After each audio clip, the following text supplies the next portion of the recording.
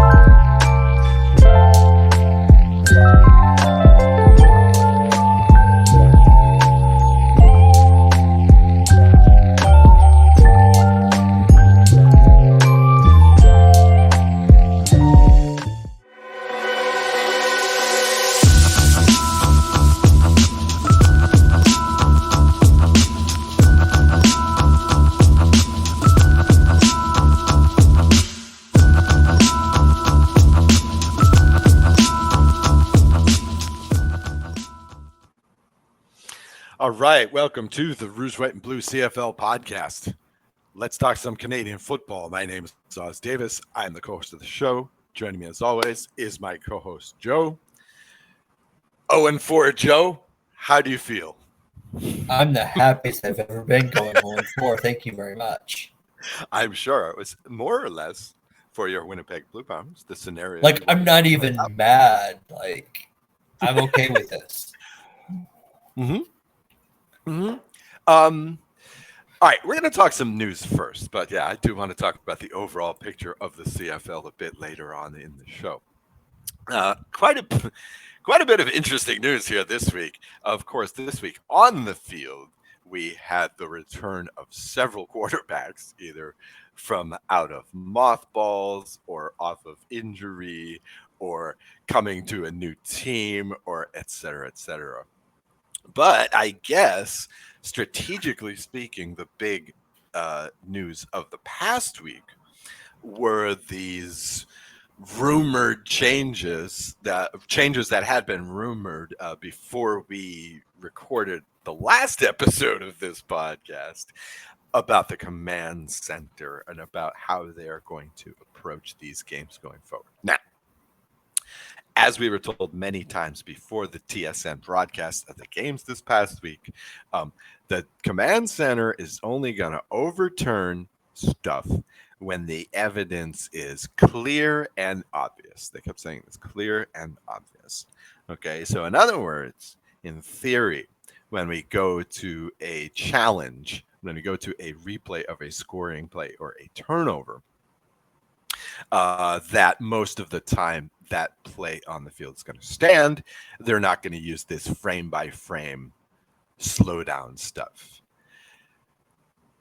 Now, I don't know.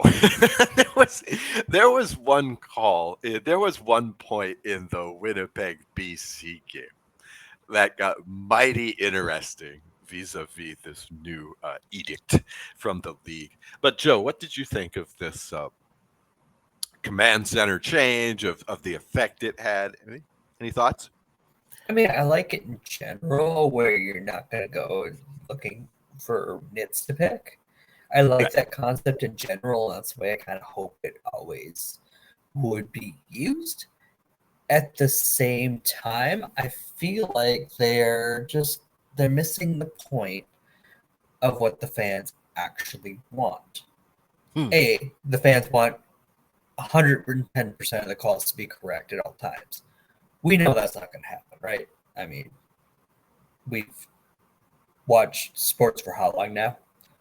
I mean, when I was 6, I remember watching Don Mikowski step on the 15-yard line and throw a touchdown pass for the Packers to beat the Bears for the first time in 5 years, and it took like 6 minutes because they were using old VHS tapes to go back and forth to try to figure out if he was over the line or not. Like we've been seeing, I've seen this all my sporting life, right? Right. But what the fans would truly care to see, beyond accuracy, because that's paramount, but give us transparency. The CFL missed the point of what the U.S. Spring Leagues were doing by bringing you into the command center. We don't want just an image of, hey, look, they're looking at monitors. Great. We knew they were doing that already, right? What they'd like to hear, and I would like to hear, is how did you come to this conclusion, especially when it seems clear that the call should go one way and they call it another. Mhm. Tell us why you're making the determination you're making. Cite the rule you're calling. Mm. Maybe not chapter and verse, because I mean, Wow. there's so much time. But if you're going to, especially if you're going to make a call that the average fan sitting on the couch is going to go, but that's wrong, tell us why. Mm. Enlighten us. Mm. We may still disagree, but we're going to learn what you're looking for. And eventually the disagreements will be less and less, and we'll start to understand more clearly what you're looking for. Mm-hmm. Oh wow. Here we go. We're gonna spin off here. I don't think. Well, okay. The problem is that the NFL, the professional football league, are usually not made widely available to the public. This is one. Another problem is this: it's not as organized, not nearly as organized as baseball. It's a lot more malleable than the baseball. Every year there's major changes, whereas in baseball, you can just go back in the rule book and add subsections rather than moving sections around, adding new sections, adding whole new chapters, like with this new kickoff to the NFL, for example. You know, you don't have to do that in baseball rule book because, of course, in baseball, the umpire will happily tell you the rule and the sub rule of any play. Why? That's one of the gifts of the baseball umpire that we're supposed to have this memorized.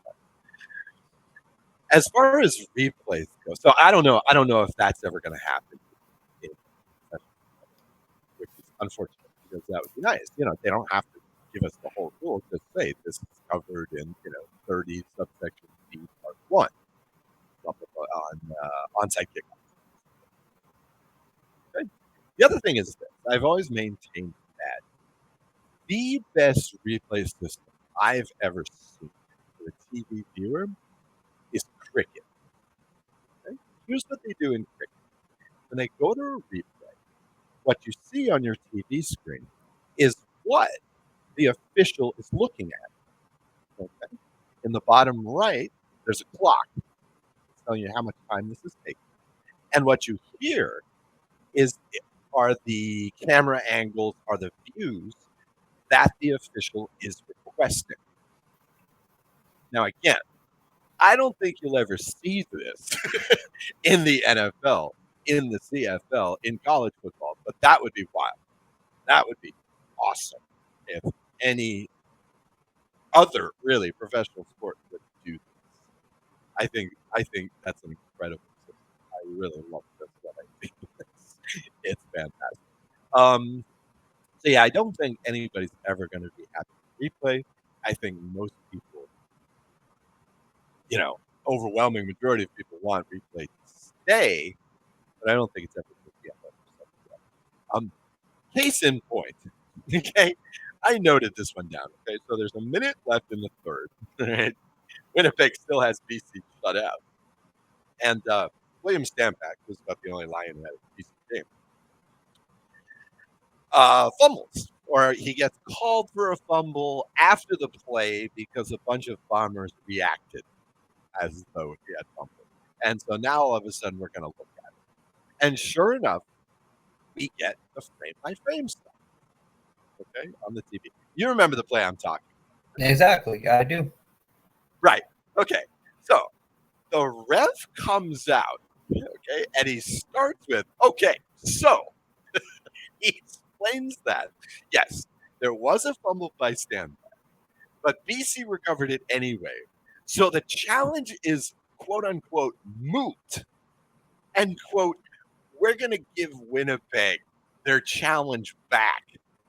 Unquote. Now, And I'll tell you why. tell me why. Tell me why. Because mechanically on the field, they did not indicate why they were ruling BC ball. They did not rule. They did not indicate Okay. that the runner was down by contact. They did Okay. not indicate that, okay, was it down by contact or was it a BC player recovering?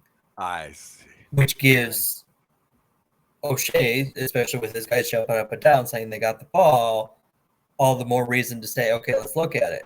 Well, Mhm. had they said, hey, BC's recovered, Right.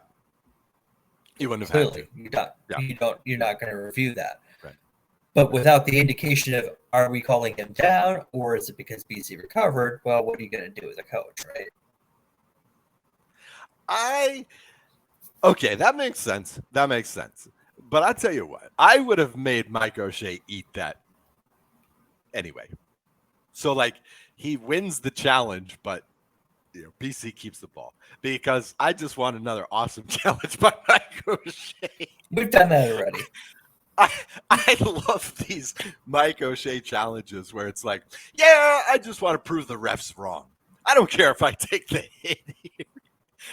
I just want to say, see, I'm right. You're wrong. I love those. I love the Mike O'Shea challenge. Again, I would have made him eat it. I don't know. It made me laugh to think about it.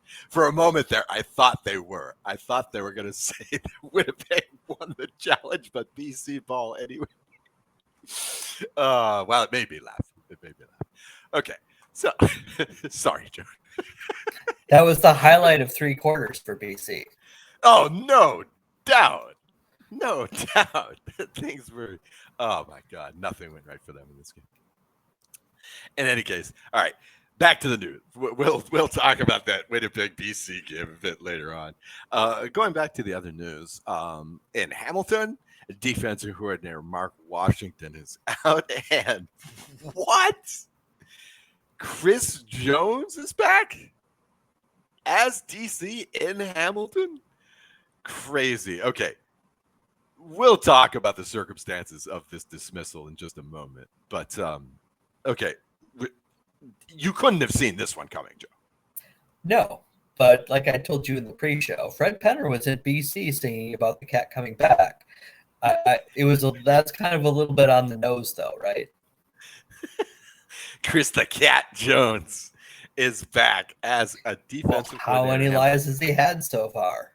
Yeah, how about it? True enough. True enough. Is this a situation where Edmonton is still paying his contract? Yeah. Okay. By my understanding, like if Hamilton's paying anything, they're paying Edmonton back. Okay. Okay. Like Right. Jones has got his money from Edmonton. He's paid up through next year. So if Hamilton's paying him anything, and they may not be, apparently he's a special assistant as opposed to the defensive coordinator. Mhm. It would probably just go to reimburse Edmonton for what they've already paid. Mm-hmm. Okay. Makes sense. Yeah, that's what I was thinking at the time. Is that like this could well be a money hire because he's convenient, he's available, and Hey, it's not going to cost you a damn thing under the coach's cap because he's already on somebody else's cap. Right. Exactly. Mm-hmm. So wow, interesting move there. Not that caps mean anything anymore in the CFL, but yeah, and it's not like you're gonna go zillions of dollars over anyway, right? I mean, right. I mean, no one's getting paid the huge bucks in the CFL, not even Nathan Rourke. So, well, we'll see. Depends on if there's a pre-practice squad in Edmonton and Hamilton now.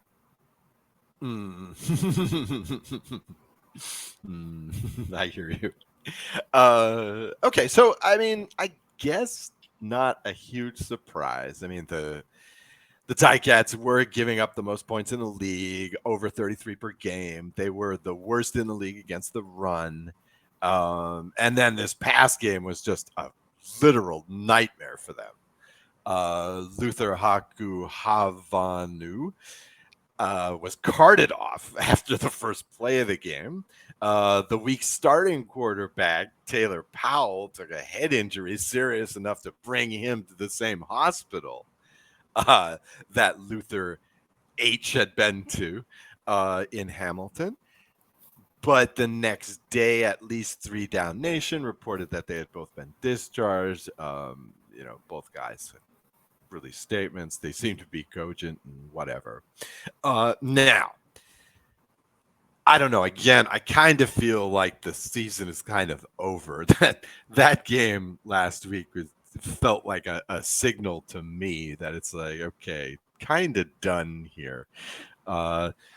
Now, Scott Milanovic just became Ticats head coach this season. Okay.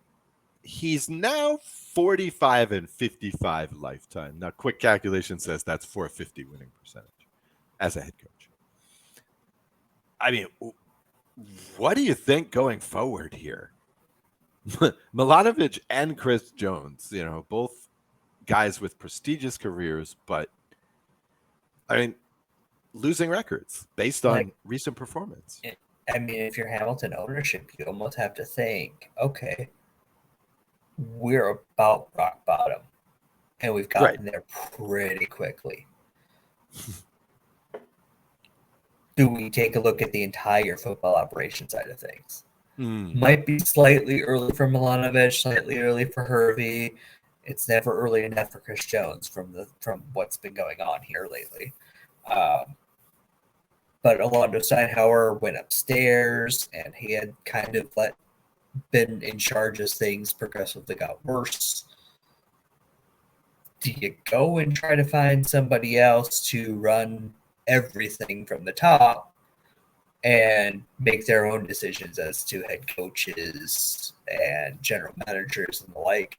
Might not be entirely fair to Milanovic or Hervey because they haven't been around that long. But it's a results-oriented business, and the results speak for themselves right now. Mm-hmm. Mm-hmm. In a lot of football leagues, in American college football, this firing one of the coordinators is often a harbinger of the coaching staff is going to be shredded. Probably in the off season. So, but I don't know. In the case of Milanovic, I'm not 100% sure on that. I'd have to say that going into next season, if Milanovic is still around, the seat is going to start hot in week 1 for him. There's got to be progress made in the second half of the season. Otherwise, it's going to be a really difficult situation. I don't see how. This is, this team, you have to say they're the worst team. Well, you know what? I can tell you how. The only way this gets better is if the defense plays more aggressively. Jesus. They weren't playing aggressively this season. No. Honestly, Chris Jones is going to be the one saving people's jobs in Hamilton if he can make that defense play more aggressively and help them make plays, because they haven't been getting at the quarterback. They haven't been making interceptions.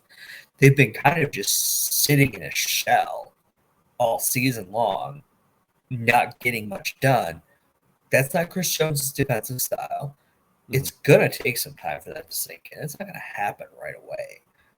But if they can start making some plays on defense and start giving their offense a chance instead of making them go 80 yards every drive, that's what's going to help slowly turn things around. I'm not going to sit here and say, hey, Chris Jones is here. Now they're going to blitz 75% of the time. They're going to sack the quarterback 5 times. It's got to slowly evolve here because he's got to get used to his personnel too. But really, the only way this defense can go is up. And if you can bring some of that out, there might be time yet to at least salvage a little bit of pride. I mean, yeah, I've been railing about this on this show this season and last. It's just this is not I a mean, team. They have no. I've been sitting here for the last 2 years going, what direction is Hamilton going besides down? Well, yeah, especially Well, I mean, we were all optimistic about Bo Levy Mitchell charging this offense, right? The defense, though, has, and And I've been saying this. you saw Sorry. logic to it. You trying to go for the Grey Cup last year, it was at home.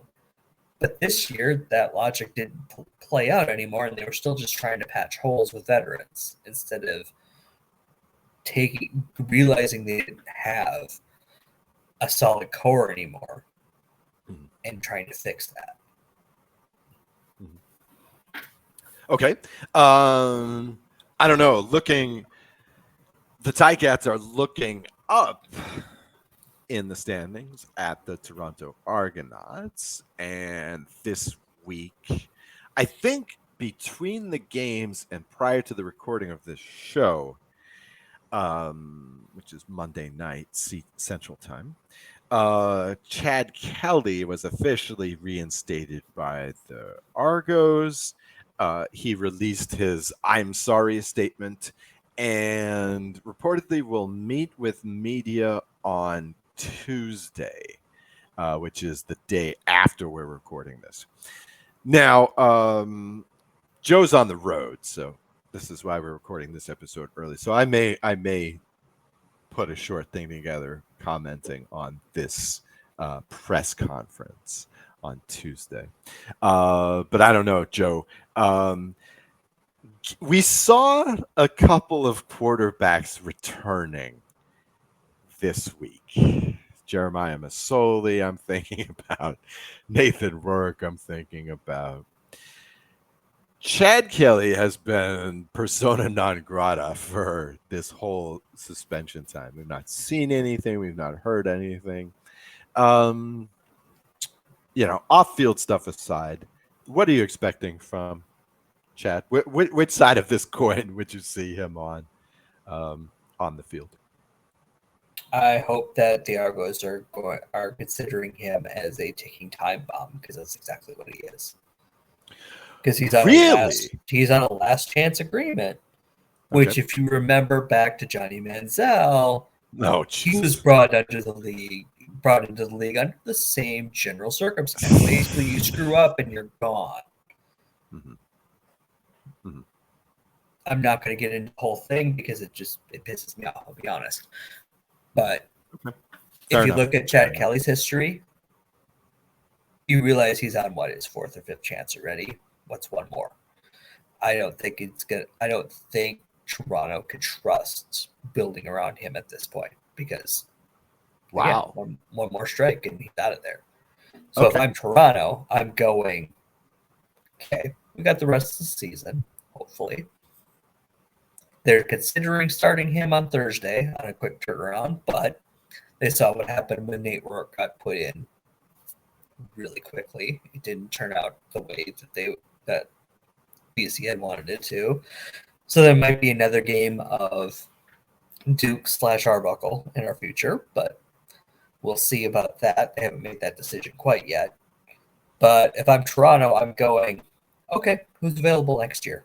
Because it'd be great if it was Chad Kelly, because, I mean, the Argos have handled this about as poorly as you could expect a team to handle it. But they'd better have a backup plan in their back pocket. There's going to be a few backup plans floating around the league. Mm-hmm. Mm-hmm. I could think of at least two right now out of BC and Hamilton that are somewhat unexpectedly in both situations, but for different reasons. Mm-hmm. Likely looking for new teams next year. Right. Okay. All right. Wow. Dark cloud there for Toronto, because Toronto doesn't need that. Toronto needs to stay competitive because, final news item. Joe, have you noticed the West has become the East? Let's see, weren't we always looking forward to 2001? Now we're looking backward on it. I believe that was a season where Edmonton finished first at like 9-9, which is, if you look back at the last 40 years of CFL history, doesn't really make a whole lot of sense. It's quite the outlier. Yep. Yeah, but it's happening this year. And I see no evidence that this is going to change, especially after this last week's results.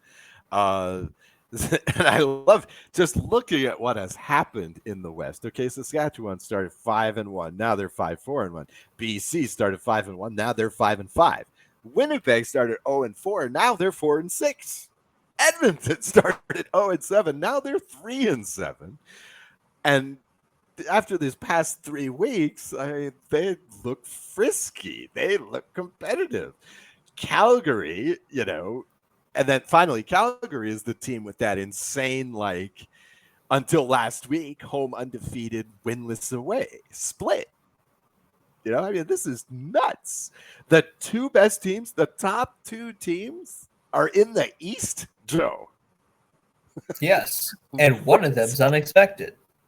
Yeah, very unexpected. In fact, I was gonna talk about this one. So let's get into last week's games. Ottawa Redblacks 31, Calgary Stampeders 29.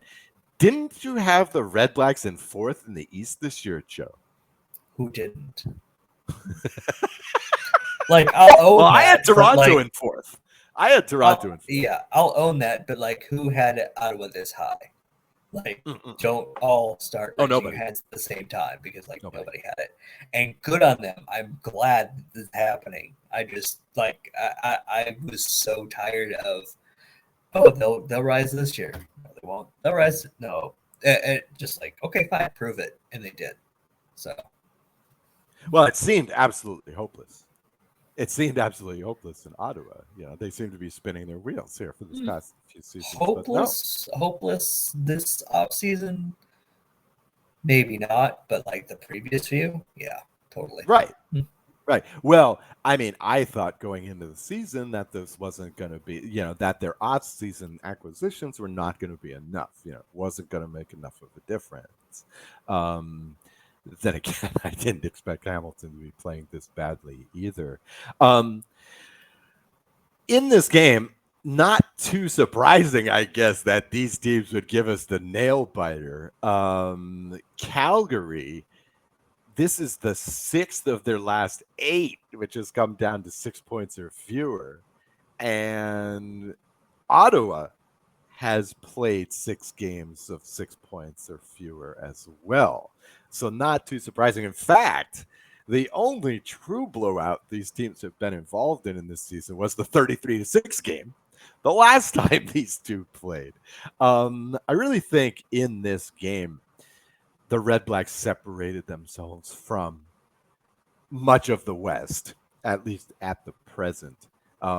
This was really a statement for them vis-a-vis that number 2 spot in the East. They're better than Calgary. This confirms it. I liked Mazzoli in the comeback game. Had a nice game, 27 of 35 for 254, 1 touchdown, 0. Thrilled to see that. Right? I mean, not mind-blowing, but very solid. What I liked was his immediate involvement of his receivers. I mean, of course, we should have seen. This was one of those we should have seen this coming. Which I said a lot during that BC Winnipeg game, by the way. But also in this one. I mean, it's no surprise that Jalen Acklin and Braylon Addison, the 2 guys he's played with before, got the lion's share of the catches, 12 catches. But I like how he involved Justin Hardy. I like how Devontae Dedman was getting catches. I like how Nick Martner. All right. And not to mention Rydell Armstead, who just had a monster game. In general, the only guy who wasn't in sync was Dominic Grimes. I mean, Mazzoli tried to find him. Sorry, we've seen that on and off the past couple of years, though. Sure. Oh yeah. I mean, the fact that Mazzoli, after again, like coming out of mothballs here after about a year, I think was the last time he took a snap in a pro game. To just plug and play like this was fantastic. I mean, okay, so he misses one of his 4, top grade receivers you know, 4 times in the game. Big deal. Big deal. You take it, right? No, really, it was his first prolonged action in what? He had one game last year before he. Yes. In early on in the game, he blows out the Achilles, right?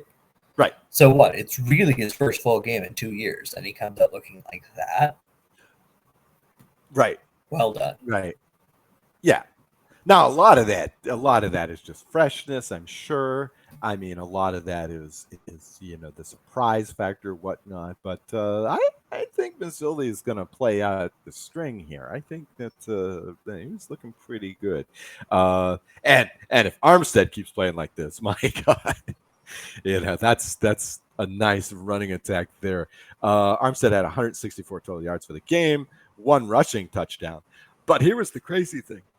Armstead went for 44 yards receiving, but 43 of them were listed as yards after the catch. So basically, he's running for 163 yards in this game. Did you have him on fantasy this week, Joe? I don't know if I did or not. I've had him a few times this year, though, because he's still nice and cheap. Good. Yeah. I might have went with Brady and Javon Leake, which worked out pretty well. Yeah, I had Leake. Yeah. Talk about running attacks. Whew. What Edmonton could be having going on there pretty soon is pretty scary going forward. But in any case, I feel like Ottawa solved the Calgary offense, in that 33-6 game a few weeks ago. Jake Meyer was 24 of 32. No big surprise there, 269 yards. But I mean, again, Ottawa against Calgary, and I think more teams need to pick this up, is just this, this umbrella defense, just this swarming defense where they're just dumping everybody back, right? You don't need to pass rush Mayer. He's not going to run, right? So they're just happy to let him throw. And the truth is Meyer really had one highlight play the whole game. And that was that 50-yarder from out of nowhere to Bagleton. And Bagleton was wide open on that one. He's 15 yards from the nearest defender, right? Just, I don't know, blown coverage or whatever. But,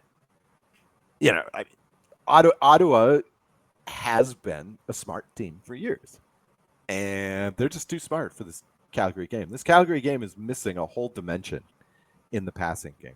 The running game hasn't been very good this season either. And they're easily solved. It's hard to believe that we would be saying at this point in the season that Ottawa, it looks like a playoff team and Calgary does not, but here we are. No, I'm thrilled that Ottawa has gotten it together as well as they did. Really kind of changes my perspective on what happened in week 2. Yeah. Makes me feel a little bit better about that one. Yeah. Makes me feel real good that Winnipeg pulled off a win over this team because 6-2, that Winnipeg's one of the two. In Calgary, 5-2-1. 5-2-1. Okay, They got the tie. Yeah. Okay, yeah. And then Calgary, we've been sitting here the last couple of years going, they're not that explosive. They're not that explosive. They're not at all. They're not at all. And what's worse is, we'll talk about that in just a second, but just real quick, I wanted to say this. The one black spot for Ottawa here is this. Calgary got into the red zone 4 times in this game and scored 24 points. Based on 3 Tommy Stevens touchdowns. I hope you had him in fantasy, Joe. Because Tommy Stevens was one of the best quarterbacks for fantasy this week, due to the fact that apparently Calgary is really good at scoring in the red zone, but outside of that, not really.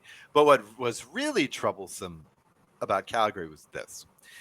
About 2 minutes left.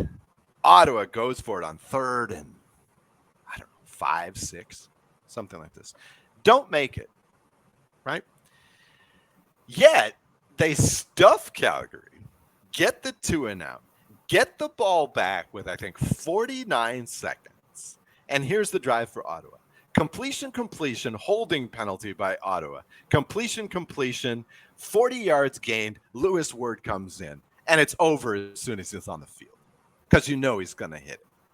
You know, how, I mean, again, this is not Calgary of the past. This is not Calgary of the past. And you have to wonder if the playoff streak is over, seeing games like this. I mean, Could we be. still got a half I a mean, football there's to play, but there's not. I mean, the East isn't going to give up a crossover very easily unless Toronto decides to head straight south. Right. That's what I was thinking. I mean, good for the Red Blacks, not so good for the Stampeders. The Stampeders on the table look like they're competitive, but wow. Just watching these games, when it comes down to it, they may keep these games close, but when it comes down to it, they don't have the horses. They don't have the. Again, that offense is just one-dimensional, it feels like. 1.5 dimensional. You got Bagleton out there, so he adds a half a dimension. All right, second game. Wow. This was another nail biter for you. Montreal Alouettes 27, Saskatchewan Roughriders 24. Now, okay, you called it at the beginning of the season, Joe. You called it in the first month of the season. Okay, Saskatchewan is running up these wins, right? They get off to the 5-1 start. And Joe was sober enough to remind me that, hey, they've been doing that these past few years, and what happens? They fall apart. Well, they fell apart in this game. You know, what I don't understand is here you have a team that is just 5-4-1. Again, could very well be 5-5. 5-4-1. But they're still plus 14 in turnover differential, right? In these losses, ironically, they seem to have been overcoming the gratuitous penalties, right? Although in this game they had 2 unsportsmanlike, which really hurt them in the fourth quarter. But nope. I mean, basically, they threw this game away. Am I correct, Joe? They threw this one away. I would say that's a safe thing to say. Right. This should They have been played. a win. They were. If you play that one over again, they'd probably win that game. They were moving the ball well. Sure. Brett Lauther's had better days. Corey Mace got way too conservative a few times as well, especially considering the kickers had better days. And, I mean, Montreal's not a backup quarterback. I mean, a good backup quarterback, but still a backup quarterback coming into your house. And, yes, our friends at the command center had another one go where they made a decision that was, well, controversial, feels like underselling it, but Saskatchewan had so many opportunities to not be in that situation to begin with. It kind of just all blends into a big pile of how did they let that one go? Yeah, I mean, okay. if the Riders are gonna start whining about a couple of referee calls, yeah, that's a bad sign. That's a bad sign. I always say about this, oh yeah, the referee cost you the game. Well, why was it that close? You know, why are you letting the referees call this game? The thing is, though, the Riders shot themselves in the foot. Look, 1 week after, the special teams were probably the MVP or the MOP, I should say, of the tie game against Ottawa. Okay, the special teams were awesome. This week, the special teams killed them. I mean, and it's not just Loeffner missing the 3 field goals. All of that was huge. It's also, James Fletcher running back 128 yards on one of those misses. I mean, that got us back into the game. That game was, I mean, the Alouettes were on the ropes when they lined up for that field goal. Even if you get a Rouge, even if you just allow 0 points, they could have finished off the Als there. Yeah, they could have. It's the same thing I've been saying about BC for 2 years now. Where was their killer instinct? Right. They had a chance to separate themselves from the pack, and they let it go. More than once. I mean, I will repeat this when we get to the final game of the week. But Okay. Uh, yeah, I mean, okay. So, from the quarterback comeback department this week, we had Trevor Harris, pretty fantastic. 31 of 39, 355 yards, 2 touchdowns, no interceptions. As is the usual want, the Riders' offense did not turn the ball over once in this game. Not too sad it happened against the Alouettes, but really an absolute shame that they lost this game. You are absolutely correct. They could have put this team away so many times this year. The Riders and the Lions have not been able to put away the competition either in a game or in the West, and it's going to cost them. It's going to cost them. Winnipeg is coming up. Winnipeg is coming up Game like on. Warp 5. Yep. Like Game a on. Warp 5 Enterprise. Right? Winnipeg's got Hamilton this week at home, and then they have the Riders twice. Mind you, one of those is Labor Day, so that's never a one that you want to need to have. But it's there. Yeah, but we're talking about 500, dude. We're talking about 500 if they beat Toronto this week. You know, the Bombers. And plus, it's looking more and more like 10 might win the West. 10 That might be win it. the West. And those two and the two back-to-backs are going to be huge. Even if the Riders get the tiebreaker, Mhm. you have to have a tie for that to matter. And right now, the way they're trending and the way the Bombers are trending should be mildly concerning Oh, to the Jesus. residents of Saskatchewan. I mean, this is okay. I feel like after this week's games that this is like a second half of football, right? Now we are in the second half of the season, and nearly all of these teams have transformed from either our expectations in the preseason or from week one. Right? Well, every team in the West except for Calgary is like completely bonkers compared to what we expected. Except for maybe we maybe expected Edmonton to be where they were, but maybe not how. Okay. Yeah, but again, in 3-4 weeks, Edmonton, Edmonton might be, 6-8. Yeah. I mean, and then all of a sudden, that doesn't look like a fifth place team anymore. So really, the two teams I could sit here and say are playing to expectations right now, in my mind. Well, 3. I would say Montreal. Montreal. Yeah. I would say we had Toronto about where they're at, and then Calgary, right? Yeah. Well, I believe you had Calgary around 6-12 this year. Yeah, I'm thinking more of a general. What was the consensus out there? You're right. They were 6-12 last year, and at times they looked better last year, to be honest, than they have at times this year, especially against Ottawa. Right. So, and again, speaking of flipping that switch, speaking of second half adjustments, here's the Edmonton Elks putting up 47 points against Hamilton. Tiger Cats 22 in Hamilton.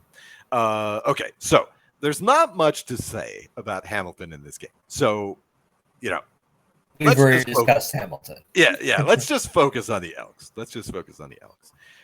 Since losing Chris Jones, this team has been averaging over 32 points a game. They've got the potential for one hell of a nice offense here in Edmonton. Going into this game, Javon Leake had and they were actually talking about this in the pregame on TSN. Javon Leake has been converted, from a crucial special teams player to the starting running back until this game when he went out, right? So, okay, he's been ripping it up. He even scores a touchdown in this game, scored the second touchdown of this game for Edmonton. But instead, here comes Justin Rankin, who just ran all over the field. 108 yards, 3 touchdowns. Okay. Now, all right. This is Hamilton. Hamilton's having the game from hell, right? Okay, fair enough. But this dude has been playing for 3 games after being cut by Edmonton in the preseason. He's averaging 7.2 yards per carry. And this is one heck of a running attack. Now, you look at the receiving core. Okay, the receiving core doesn't go deep, but there's Eugene Lewis, there's Herky Mayala, a couple of ex-Montreal Alouettes. There's Curly Gittins out there. These 3 combined for 10 of Bethel Thompson's 15 completions. They got a few more running backs, a few more wide receivers in there. This offense is awesome all of a sudden. What just happened? But here's the sick thing. Okay, last week I was talking about how in the fourth quarter, this Edmonton team scored 18 points on 11 offensive plays. This week, the passing game is 15 of 21, and they scored 47 points. They've scored 150 points in the past 4 games, and 32.8 points per game since Chris Johnson's fired. I mean, okay, what is the path to Edmonton making the playoffs is my question. Is this going to depend on the collapse of at least one other team? I think it's going to be, if you're going to make me make this call, they'll probably have to handle Calgary in the Labor Day game and the rematch, or at the very least find a way to win the season series so you can catch them, have the tiebreaker, what have you, because I don't think, if they keep playing the way they're playing, they'll pass them eventually. I think you also just need to catch BC. Because I think Toronto. BC is the team. Or Toronto.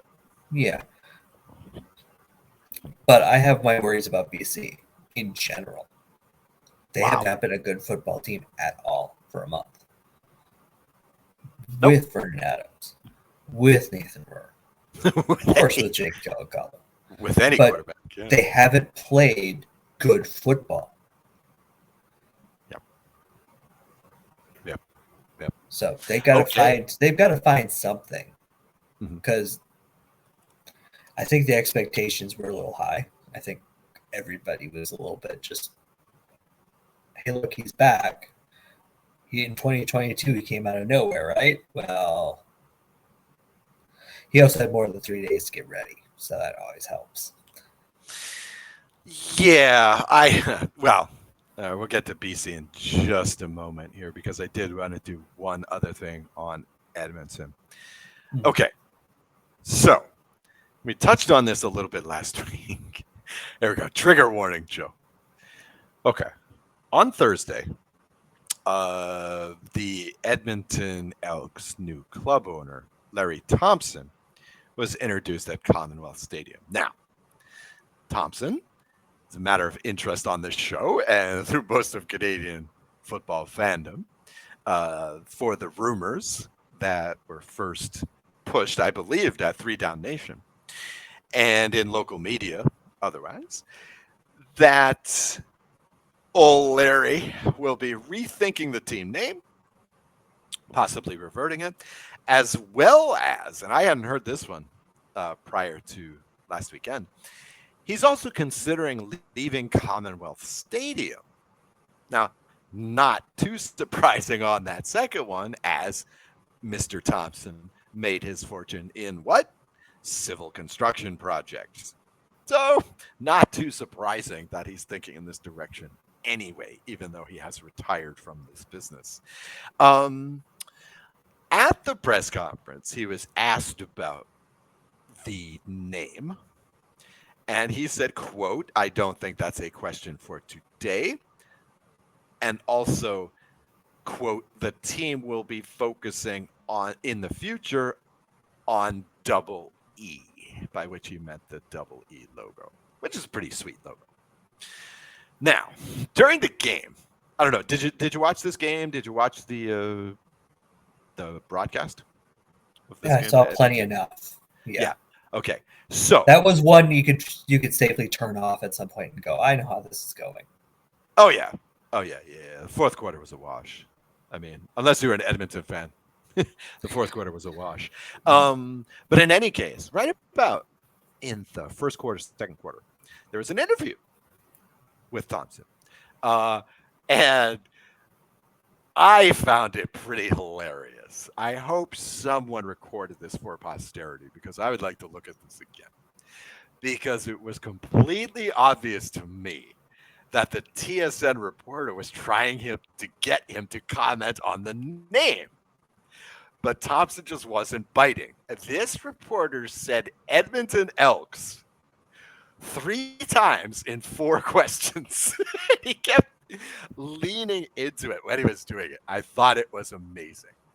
Okay, now, saw the interview with Thompson, saw the press conference. I've got a reaction, but for a hot take, if you like. But first, I want to do a bit of a mini tangent. Okay, so Joe, let me ask you this. Have you ever read Blink by Malcolm Gladwell? No. Okay. Gladwell, of course, is the author of Outliers, which became quite the popular book, even among sports circles. Bill Simmons was a big cheerleader of Gladwell's for a while. And plus, Outliers begins with a youth hockey story. So sports fans will enjoy that one. But Blink, the premise of Blink goes like this, and this is from Wikipedia, which actually more concisely describes this book than does the book cover. So the author describes the main subject of his book as thin slicing. Okay, that's our ability to use limited information from a very narrow period of experience to come to a conclusion. Okay, the idea suggests that spontaneous decisions are often as good or even better than carefully planned and considered ones, right? Not only is this good advice for building a fantasy football team week to week, like I did not do this week. You should always go first thought, best thought. Okay, but keep this in mind when I give you my opinion on Thompson. Okay, I'm just looking at him for 2 minutes. First thought: if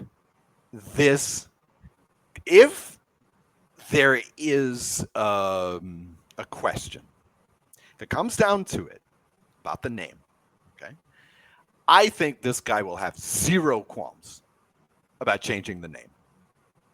Okay, I think you know what I'm saying. All right. Mm-hmm. Now, I'm also guessing that he's the type of guy that if the Elks somehow turn this around, right, actually see some surprising success this season, that he'll be superstitious enough to keep the name. Okay, I honestly believe that as well. Again, this is just thin slicing. This is just first impression. Okay, so come on, Elks. Let's win some games. I also thought it was pretty ironic that he seems to be, or is being played as very anti this Elks name, because when he was doing the interview, he was wearing a sweet yellow, white, and green hoodie, I guess sweatshirt, with that Elks logo right on the right side. So I don't know why he's so against it. I want what he was wearing. That was a dope sweatshirt. In any case, and has he even come out and said that he's going to change the name, or has that just been a creation of, hey, it's a new guy, maybe he'll have a different opinion? Well, I mean, again, he did say explicitly that in terms of marketing, in terms of branding, he explicitly talked about the brand. They want to lean on the EE more. Mm-hmm. And the Elks have already done that slightly. Oh yeah, sure. Because they had the antlers They took them off. They Right. got the double E on there. Right. That doesn't necessarily mean they're going to go full bore backwards. No, of So- course not. No, of course not. But I'm thinking that this thing about the double E, the fact that he doesn't refer to this team by name, like the reporter wanted him to do, by any name, makes me think that he doesn't like Elks. Okay. I think he thinks that that's a stupid name. I think he wants to get rid of that name. I do. Now, that could also be just a case of I want to move merchandise, right? Because the cynic in me always says, oh, yeah, sure. They're changing their logo so they can move more merchandise, right? It's got nothing to do with branding, right? I mean, It's he got did everything- just put out a pretty decent outlay of cash. So Oh, I'm yeah. sure he wants to get some back. Oh, yeah, he wants some return on investment. Fair enough. Fair enough. I'm not sure that reverting the name's the best idea. Well, we've said our piece on that. It's yeah. just, I think we'll just leave that sleeping dog alive for now. So no, he has not explicitly said there will be a name change. I also don't think that he will explicitly address anything until the offseason. I think he's perfectly willing to watch some football, especially after this 47-point game. Oh yeah, you know, that's his first game as an owner. So, and that's he the was smart happy thing to to see. do when you're coming into a new situation. Anyway, is go, okay, how is this running? How is this working? Before I go, ooh, look, a sledgehammer. Sure, yeah. And I mean, the thing is, he's like a lifetime fan. I mean, he's obviously a football fan in general. He's an Edmonton football fan specifically. He's got at least a hardcore fan's knowledge, right? He's not a football guy. He's not coming from the establishment, but he knows a few things. And I think that right now he knows that this team is on and up because they're trending up. So I hope he's smart enough not to mess with the team. Yep, we'll see. Which it seems like. Okay, so I'm ready to give you the floor on Winnipeg Blue Bombers 20, BC Lions 11. And it seemed like the Bombers scored a lot more and BC scored a lot less than this. I mean, they literally scored with 2 seconds left, the final touchdown. The Bombers have outscored BC 47-11 in the 2 games. Why did you take the Lions here and pick them, Joe? What was the thinking? I think I flat out said it was a little bit of superstition for one. Okay. I mean, for two, Nathan Rourke was ridiculous in 2022. It was probably wish casting by everybody to say that he was going to come do it again. But I mean, he had a score to settle with the Bombers. 2022 West Final didn't go the way he wanted it to. He knew it. It was clear that he was, just from my perspective at least, he didn't meet the moment that time around. So I'm sure he felt the emotion on that to go, hey, my first game back, I get a chance to right some wrongs here. And then you watch if you go and watch the first quarter, his receivers didn't help him at all.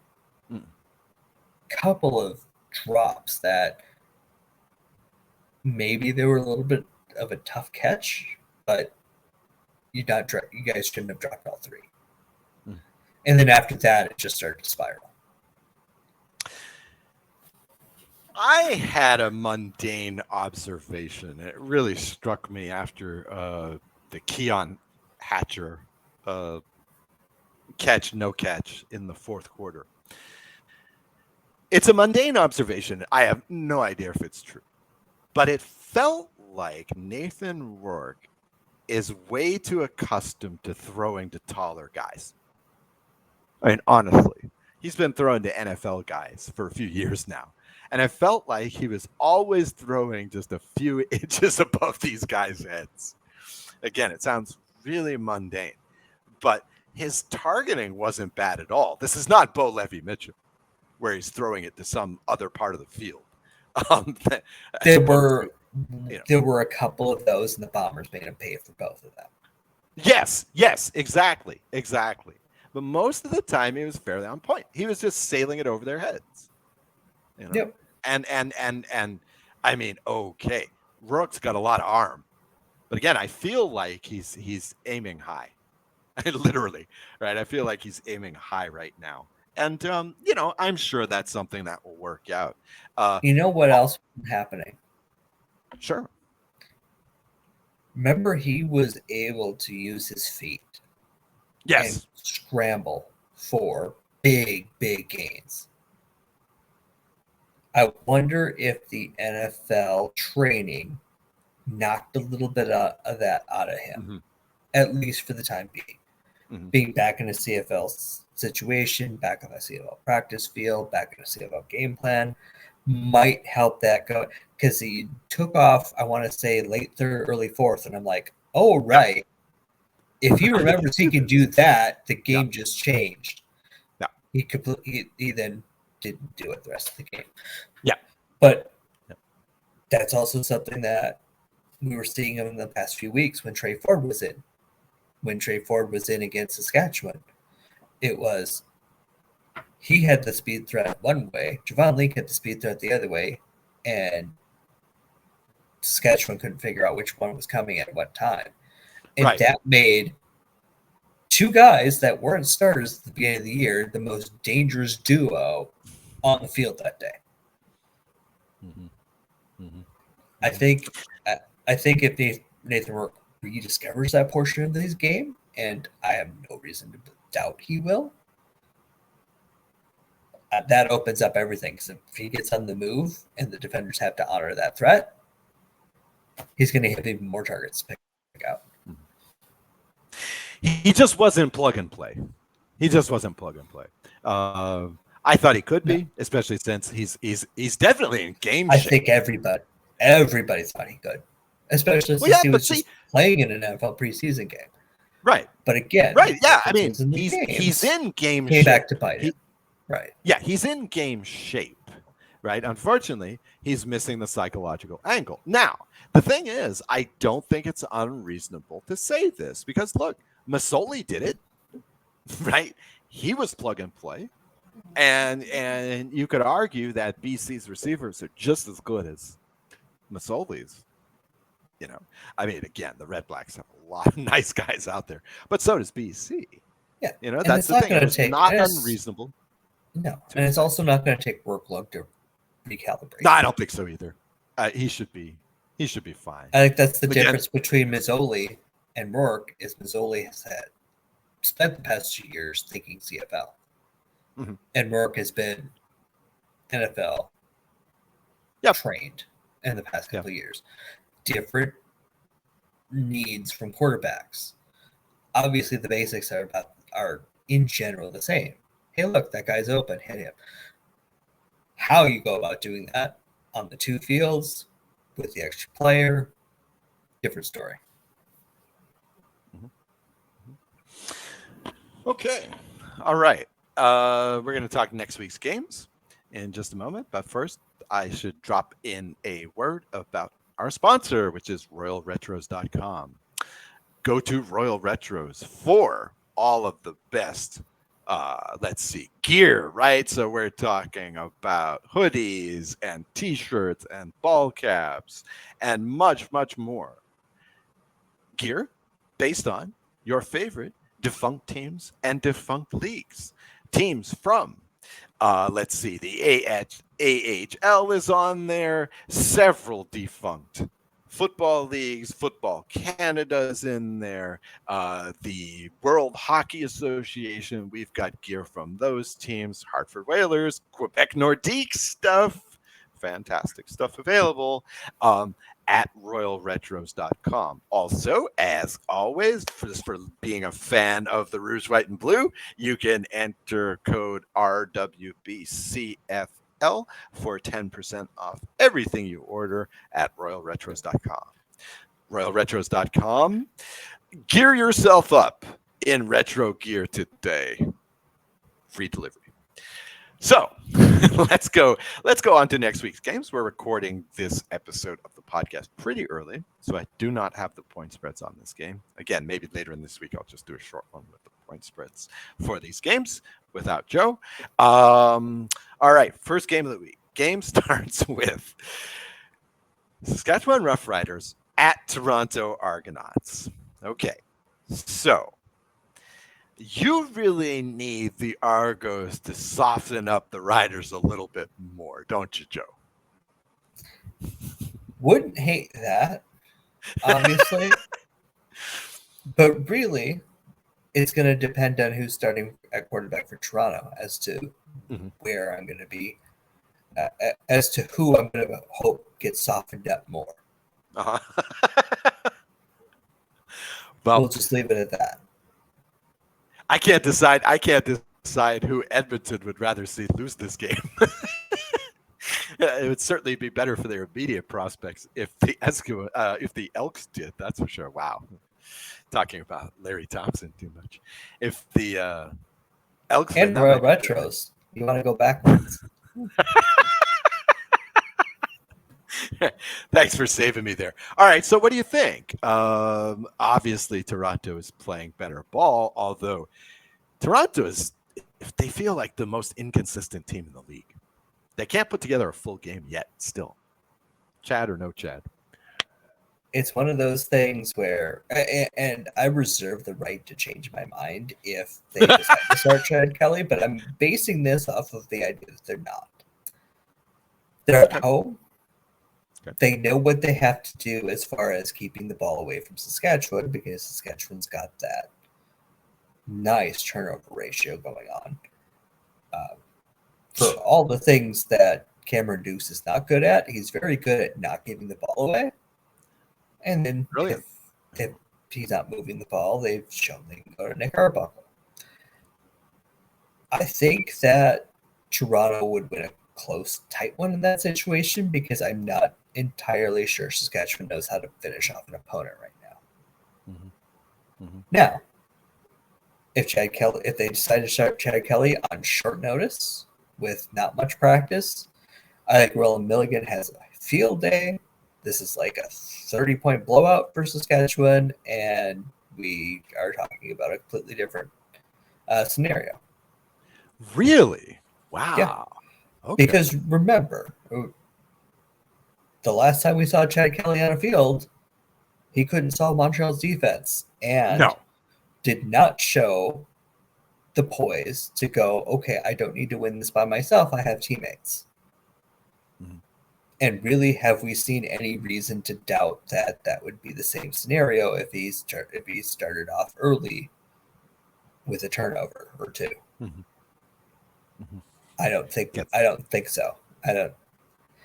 He never really ran into that situation much last season. Great coaching by Toronto to keep him out of that. Yeah. At the same time, once it happened, you could just see it unravel. And if you're only going to have a few days of practice, only a few days of being back in there, he's not the guy I would want to have on the short rest like that. Okay. All right. That's a compelling argument. All right. I think I'm going to go 5 in a row here. I'll take Saskatchewan. I'll take the visiting team. I'm not sure I'm ready to call them a 500 team yet. Because again, this turnover differential is special. Trevor Harris looked great last week. So I'm not quite sure that right at this moment this is a 5-5-1 team. So I'll take Saskatchewan for the win here, especially since I'm probably going to take BC for the loss. Could this finally be the separation? I'm thinking maybe. I'll take the Riders. All right, next game. Wow. The Hamilton Tiger Cats did not want to have to go to Winnipeg this week, I'm sure.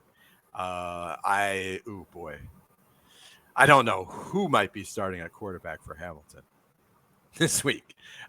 They went 3 deep last week, so being tired by Bo Levi-Mitchell by the end of the game. I think you've got to take Winnipeg in a blowout here. Yeah, I'll take Winnipeg. They're probably not going to blow anybody out because they haven't. You don't think so? Anybody this year? Well, they lack. It's the same problem with Calgary. Winnipeg has too, except their defense is a little bit better. the explosion plays aren't there anymore. They could come back. Kenny Lawler's back, had a decent game.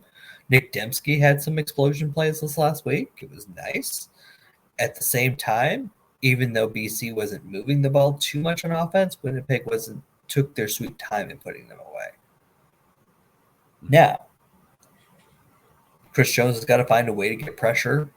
Both teams are dealing with a short week. Winnipeg at home, it's only 5 days. Hamilton on the road is 6. So really, when you throw in travel, it's about the same in my book. Yep. So I don't think that's going to be too much of an effect there. Yeah, I could see another, Winnipeg in the mid-20s, Hamilton maybe cracked double digits late. I could easily see that.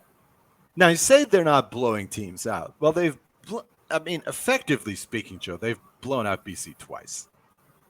They have. I mean, sure, but in my mind, though, 25-0, a shutout is always a blowout in the CFL. Yeah. And then when you think blowout in general, though, you think, let's get this scoreboard spinning just slightly more, please. Oh, sure. Yeah, it looks more like Edmonton-Hamilton last week. Right. But the truth is that, on the field, if the game had been 3 seconds shorter, Joe, the final score would have been 20-3. And I'll tell you what, watching the thing, it felt like a blowout. It felt like, at least the defense was blowing out the BC offense. That's for sure. That is for sure. The lines were destroying the BC lines for sure. They was just like they were winning the battle in the trenches. And Hamilton doesn't have anything going for them that makes me worry about it. No, and if you think Chris Jones is going to change the mentality of these players, it's not going to happen in 1 week. No, I don't think so either. Really, that's what would have to happen. Right. Is that he comes in with a package that he hasn't shown anybody for a couple of years. Happens to find the right guys to plug in and make Zach's life a living nightmare all game and forces a bunch of turnovers. That's the road for Hamilton to win this game, is for Chris Jones to go, well, I have nothing to lose. Let's go crazy here and hit all right buttons. I'm not saying it can't happen. I just don't say it's likely. No, not against Winnipeg. Not right now. Not right now. Nope. Okay. Then we go BC at Ottawa. Oh, we're setting this up for another Eastern sweep this week. Well, but I don't think that's going to happen. No. But BC at Ottawa. Hey, I admit it. I'm high on Ottawa right now. I'll take Ottawa to defend home turf. BC doesn't seem to know what to do about quarterback. Now, Nathan Rourke will have another week to learn the playbook under his belt. So that's a positive. And his transition is going to be fast. Just maybe not 3 days fast. And maybe not 2 weeks fast. Right. I'd say if we're still talking about his transition at the end of September, I'd be shocked. Oh, Jesus. Yeah, one would assume not. But I don't know. Just right now, Ottawa's the hotter team. I'll take Ottawa in this game. Me too. I think I'll go Ottawa at home. They've earned that respect. Okay. All right. Great. And finally, oh boy, Edmonton Elks. The Edmonton Thompsons at the Montreal Alouettes. This is week 12. The Alouettes have the bye week in week 13. The Alouettes should have lost last week. Edmonton is on fire. In the CFL Pick'em game, I'll be registering my pick as Montreal, but probably Edmonton's going to win this game. I don't think Edmonton's going to win this game. You don't think so? Wow. I just think Montreal's too well balanced, and they're too, especially since we don't know the status of Trey Ford. Like, if Trey Ford plays, they could find a way if they hit all the right buttons again. Like, Jerry Jackson's been calling some great games. Don't get me wrong; they're doing a good job. Mm-hmm. It's just Montreal is that veteran team that's just not going to cave if Edmonton hits a big play or two. Yeah, Cody Fajardo will probably be back for this game as well. And I also don't trust Edmonton's defense to hold up against Montreal's offense, especially since you're getting Austin Mack back.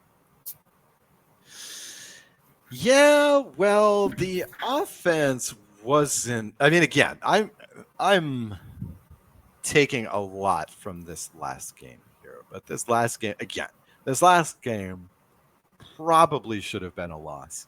Yeah, here I am. I'm looking at the box now. Yeah, we had 2 quarters where we didn't score a touchdown at all in that game. And in that fourth quarter, really only had the one good drive at the end of the game. You know, that also, your defense is not making you score 30 and you're at home. Yeah, fair enough. The defense was, I felt that defense was a little bit soft in that second half, though. It was one of the things that struck me about that game is that the Riders made much better adjustments at half, which is usually when the Alouettes rule is in that third quarter. But the especially on the offensive side, Saskatchewan looked good coming out of the tunnel for that second half and in that third quarter, but again, just fell apart. So I don't know. Again, I think Alouettes have played a lot of games here in a row every week, and going into the bye week, this feels like the trap game. This feels like the game where at the end of the year you go, yeah, we lost that one. Not too surprising. No one's gonna go 17-1, right? So I don't know. I'm pessimistic as an Als fan. I'm pessimistic about this one. I think we're catching Edmonton at the wrong time. I don't think anyone wants to play Edmonton right now. So let's see if we can give up fewer than 33 points to the Elks, and that would be a goal. That would be a good goal to set. Thinking of it, I'm not even sure that we'll start Cody Fajardo this week going into the bye. You have a little bit of breathing room. You don't have to rush him back.